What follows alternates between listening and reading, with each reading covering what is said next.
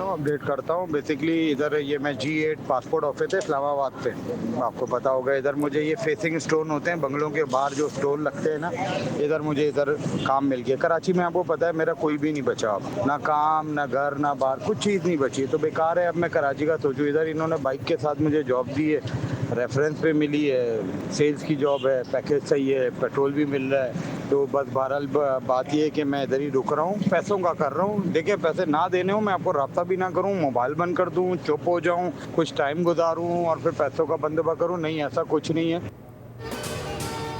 पैसों का बंदोबस्त कर रहा हूँ, मीर रजा अली के वालिद मीर हुसैन के भी ऑडियो सामने आ गई। उन्होंने कहा कि G8 इस्लामाबाद में हूँ, सेल्स की जॉब मिल गई है, फिलहाल कराची नहीं आऊँगा, वहाँ मेरा कोई नहीं बचा। मुझे एक दिन दें, आपको अपडेट कर देता हूँ। मेरा पैसों का ही मसला है, वो मैं हल कर रहा हूँ।